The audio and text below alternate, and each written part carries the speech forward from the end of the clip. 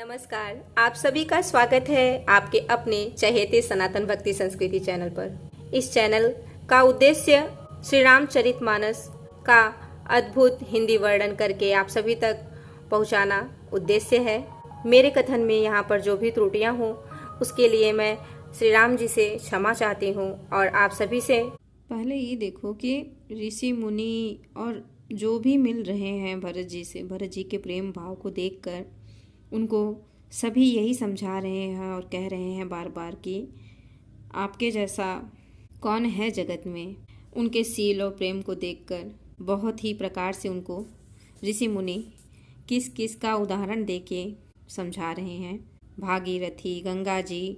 तो यहाँ पर दोहा है कि जासु स्नेह सकोच बस राम प्रगट भय आई, जे हरहि नयन नीक बहु निरखे नहीं अघाई। जय श्री राम। कहते हैं कि जिनके प्रेम और संकोच शील के वश में होकर स्वयं सच्चिदानंद घन भगवान श्री राम आकर प्रकट हुए, जिन्हें श्री महादेव जी अपने हृदय के नेत्रों से कभी अघा कर नहीं देख पाए, अर्थात जिनका स्वरूप हृदय में देखते देखते शिव जी कभी तृप्त नहीं हुए हैं। उनका कीर्ति विधु तुम कीन अनुपा, जह बस राम प्रेम मृग रूपा, तात गला निकर हूँ जिय जाए, डरहूँ दरिद्र ही पार सुपाए।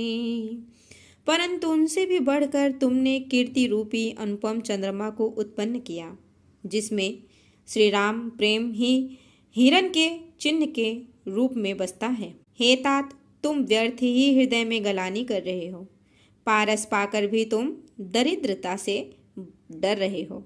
सुनहु भरत हम झूठ न कही, उदासीन तापस बन रही, सब साधन कर सुफल सुहावा, लखन राम सिय दर्शन पावा।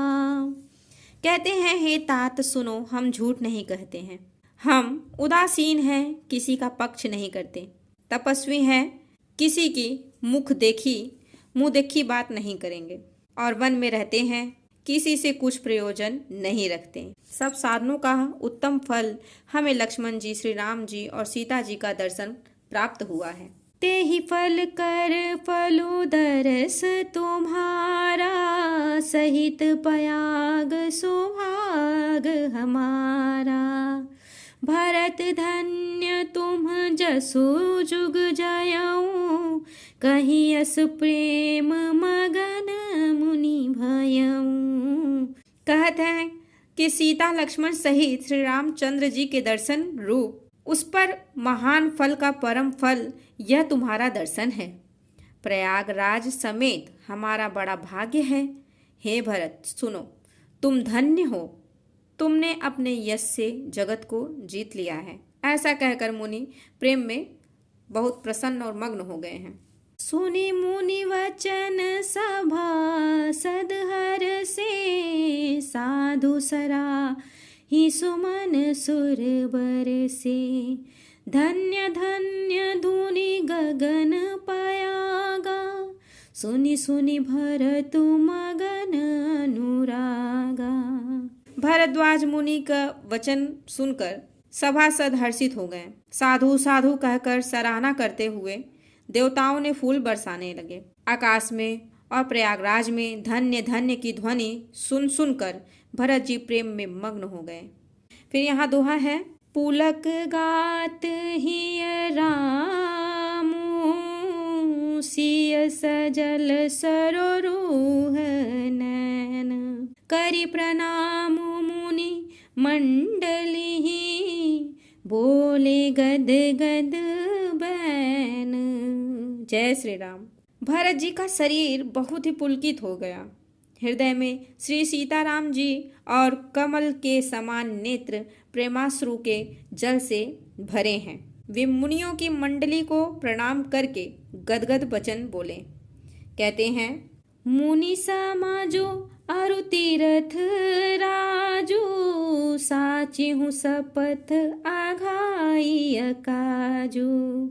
एही थल जो किछु कहिया बनाई, एही समाधिक नाग अधमाई। यहाँ पर बहुत ही प्रसन्न और गदगद होकर भरत जी बोले कि मुनियों का समाज है और फिर तीर्थराज है। यहाँ सच्ची सौगंध खाने से भी भरपूर हानि होती है। इस स्थान में यदि कुछ बनाकर कहा जाए तो इसके समान कोई बड़ा पाप और नीचता नहीं होगी। तुम सर्वज्ञ कहूँ सती भाऊर, अंतर जामी रघुराऊ। मोहिन मातु करतब कर सोचो, नहीं दुख जिय जगु जानिय पोचो। मैं सच्चे भाव से कहता हूँ, आप सर्वज्ञ हैं और श्री रघुनाथ जी हृदय के भीतर की जानने वाले हैं।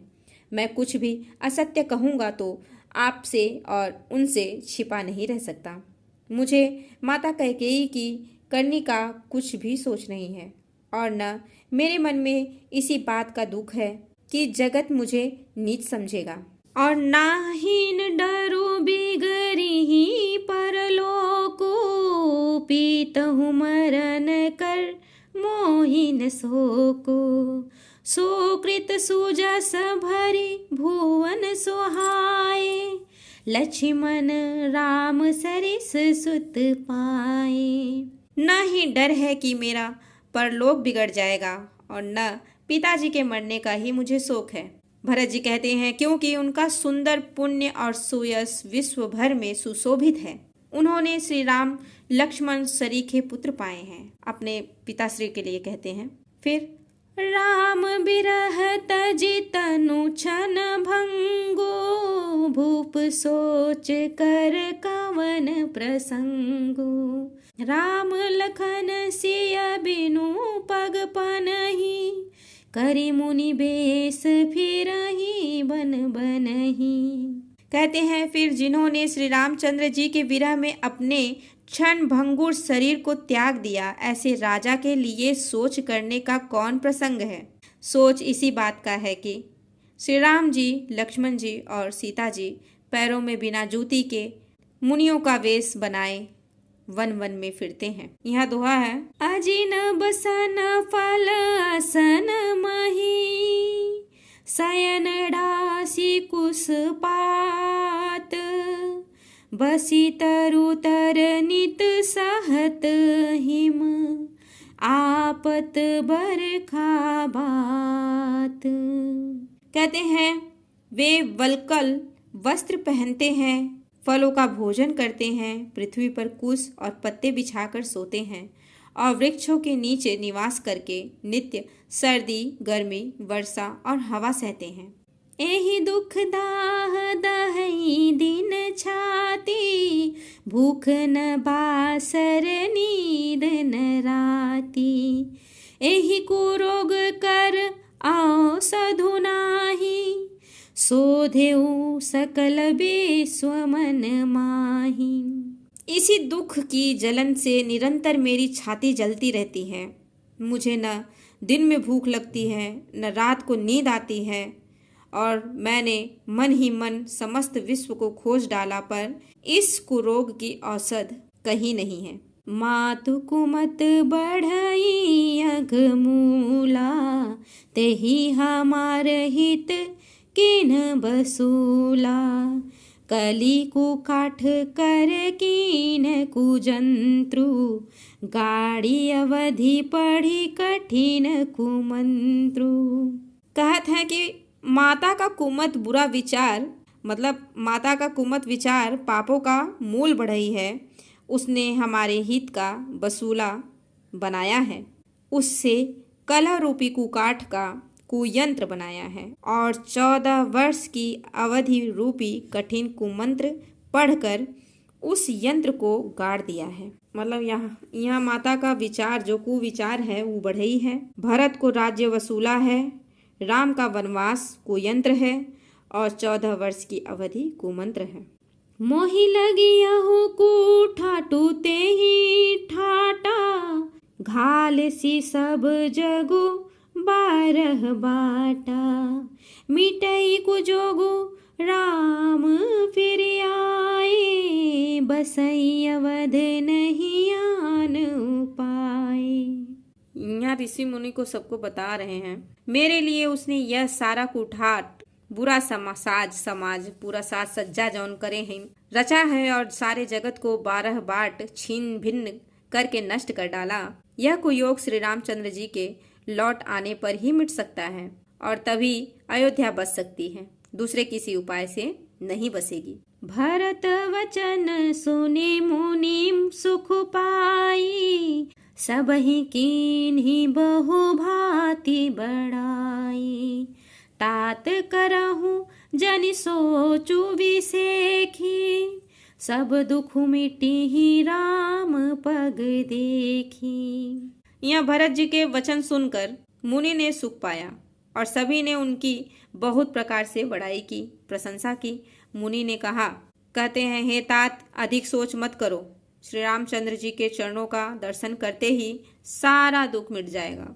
अब मैं यहीं पे मनोभावी प्रसंग को विश्राम देती हूँ। आप सभी को मेरा ये कथन कैसा लगा कमेंट करके जरूर बताइए और एक बार जोर से बोलिए, जय श्री राम, हर हर महादेव, बजरंगबली की जय हो। आप सभी पर श्री राम जी की कृपा बनी रहे।